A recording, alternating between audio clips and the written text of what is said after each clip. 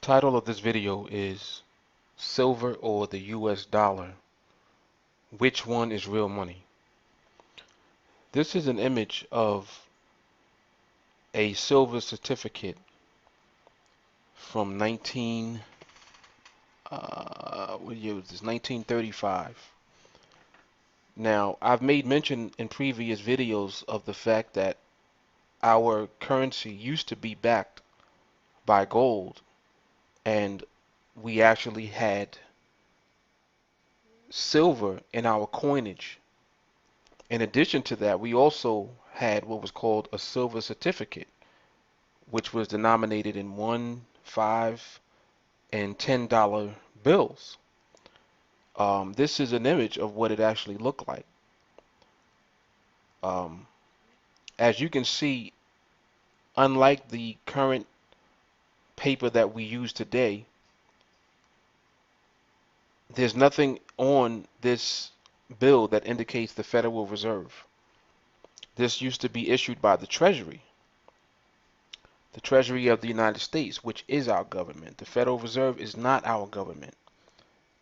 This is further evidence and further proof, not only that uh, at one point in time our money was backed by real money, which is in this particular case silver, and the bill was a claim ticket to the physical silver at the bank. If you just take a look at the bill itself and read it, it literally tells you on the bill that that's what this is. Starting from the top, it says silver certificate. Um, this certifies that there is on deposit in the Treasury of the United States of America $1 in silver payable to the bearer on demand. And over on the left, it also indicates that this certificate is legal tender for all debts, public and private. So this bill was a claim ticket to physical silver that you would be able to redeem this for at a bank. That's the way our monetary system used to be set up. So today we're left with bills issued by the Federal Reserve that don't say certificate on them, they say notes. Because that's exactly what they are. They're notes or debts or promises to pay. But they are not redeemable for anything because they're backed up by nothing. So this really was just to give you a visual of what our money used to be. And in 1963, I believe, either 1963 or 1968, I forgot exactly what the year was, but the same year that um, President Kennedy was assassinated, a few months before he was murdered, he had issued an executive order to continue issuing silver certificates once again and to back up our currency with silver. Coincidentally, he was assassinated shortly thereafter, and the president that followed him revoked that executive order and decided to use the Federal Reserve to issue all of our currency. So by the time 1971 came into play with President Nixon, and he announced that we would be completely removed from gold backing our currency, so that they would basically have the ability to print unlimited amounts of currency to use for the wars and everything else that they wanted to fund that they didn't have enough money for at the time. So they basically decided to use our money as debt and to create it as debt, I should say, from that point forward, so that they basically could have carte blanche when it came to funding whatever was necessary, whatever they deemed to be necessary at the time.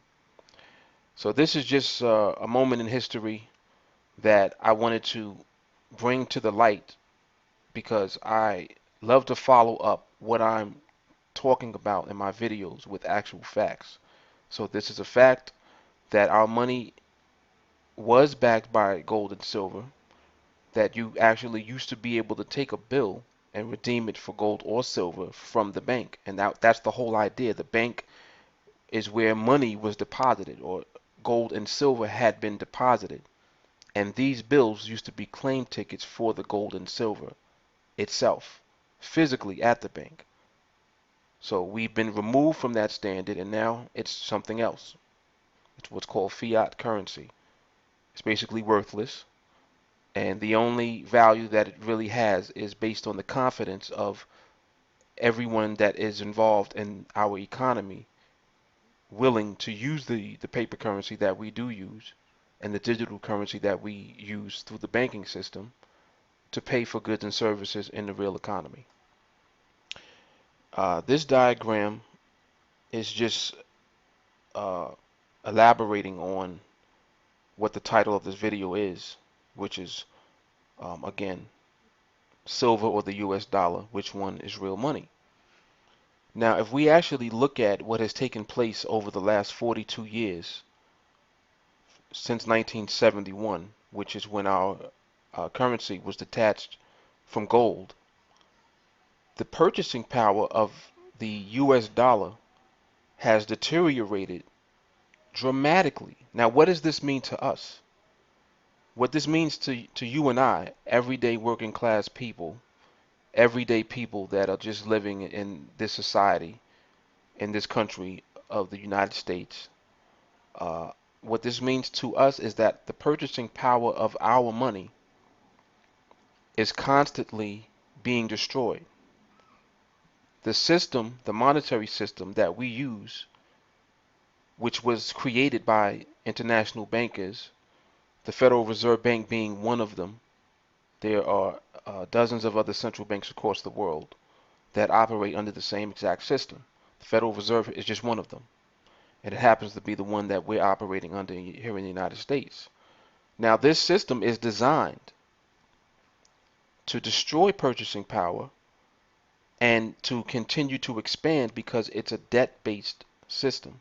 So the money that we are using in the system continues to always buy less goods and services. Why is that?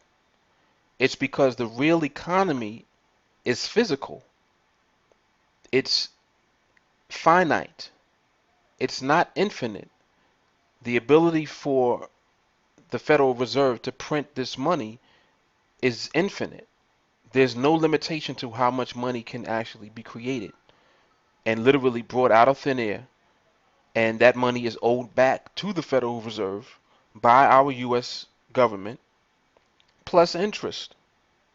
And then that debt is passed on to us as citizens.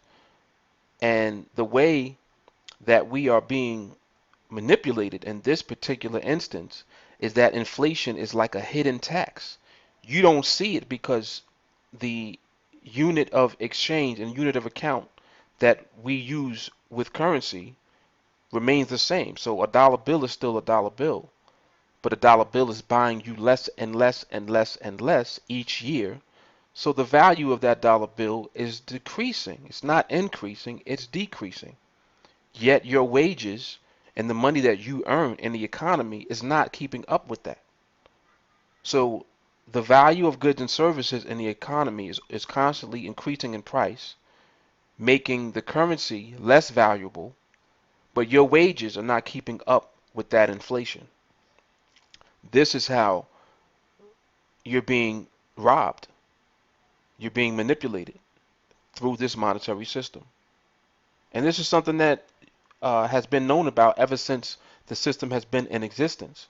But the main issue here is that no one cares. But the reason that you should care is because this is continuing to destroy your purchasing power, and it's going to come to a point where we will experience what's called hyperinflation.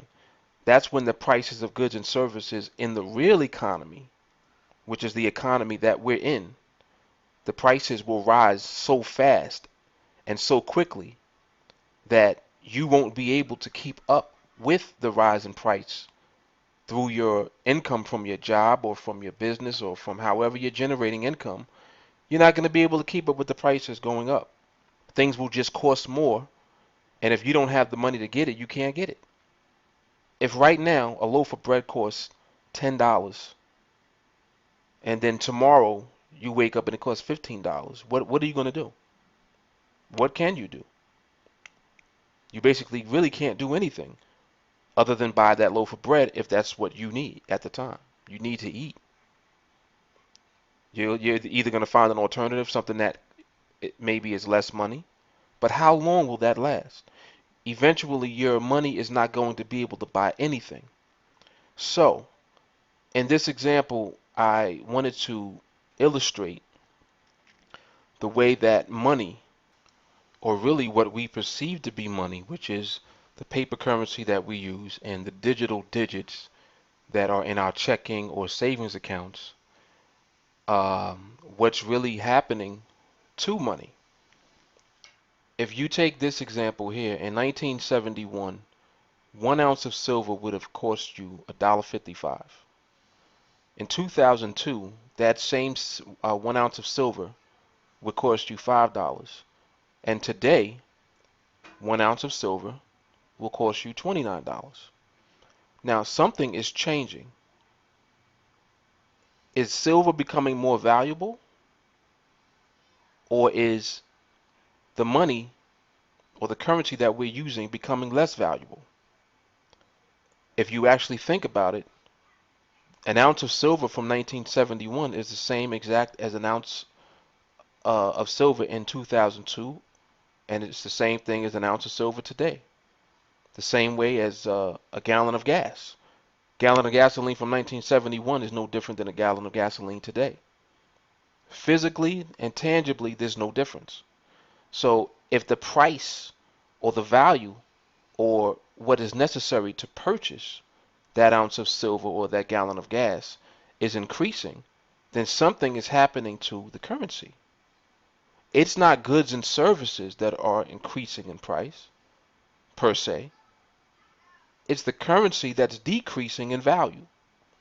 So it takes more of this to buy the same goods and services because this is expanding.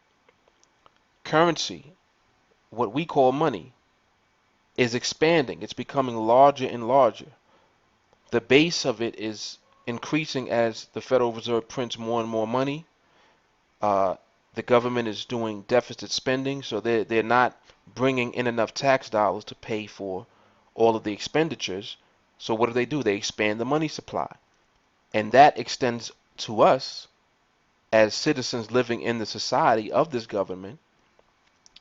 The currency of our government is decreasing in value year after year after year. Now, how long can this go on for? That's the main question. It cannot go on indefinitely. We know that. But what's happening here is it's accelerating. The value of this paper or this digital currency that we're using, called the US dollar, is decreasing faster and faster. It's taking less and less time now for you to see the effect of it in the real economy. So the prices of the things that we need and that we buy in the economy are constantly increasing, and they're increasing in price faster and faster now. Instead of it taking 10 years or 5 years for things to rise in price, you see things rising in price over a year. And the time span now is getting shorter and shorter. So we went from 10 years to 5 years to a year as far as seeing prices increase dramatically. Next thing you know, we'll be measuring in terms of months, month to month, and it'll continue to get worse. So that gives us the answer to the question. The question being, which one is real money, silver or the US dollar? It's pretty obvious at this point what the answer is. It's silver. If we take a look at the definition of money, money represents a medium of exchange, a unit of account, and a store of value. Now, is our currency doing all of that for us? It's a medium of exchange, yes. It's a unit of account, yes, but it's not storing value. However, silver is also a medium of exchange. It's also a unit of account because 1 ounce is 1 ounce. 1/10 of an ounce is 1/10 of an ounce. A half an ounce is half an ounce. And it definitely stores value. So silver is actually real money by definition, and the US dollar is not. Thank you for watching this video.